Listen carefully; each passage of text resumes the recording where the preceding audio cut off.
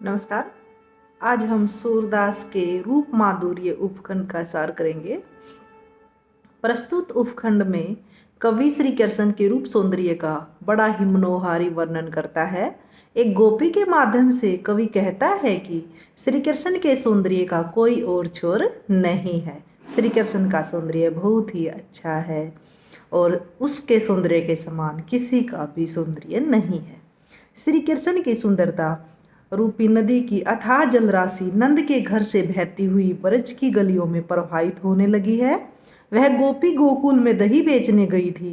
उसका कथन है कि शिशु कृष्ण की सुंदरता का वर्णन करना सहज नहीं है, क्योंकि हजारों मुखों से भी उसका वर्णन नहीं हो सकता।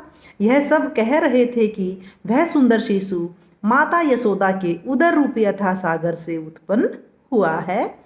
कवि कहता है कि प्रभु श्री कृष्ण इंद्र नीलमणि के समान सुंदर हैं तथा ब्रज की गोपियों ने उन्हें अपने हृदय से लगा रखा है।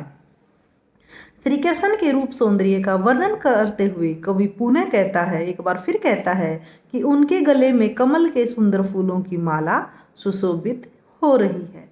ऐसा लग रहा है मानो नवीन बादलों में बगुलों की पंक्तियां दिखाई दे रही हों।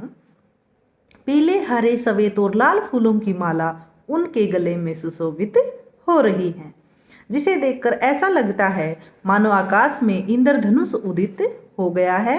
श्री कृष्ण के वक्षस्थल पर भृंगु ऋषु के पैर का चिन्ह है और कौस्तुभ मणि भी है। ऐसा प्रतीत होता है मानो 6 चंद्रमा एक साथ आधी रात को हर्षित हो रहे हूँ। श्री कृष्ण की विशाल भुजाओं पर चंदन के तिलक हैं और उनका प्रत्येक अंग सुंदर लग रहा है।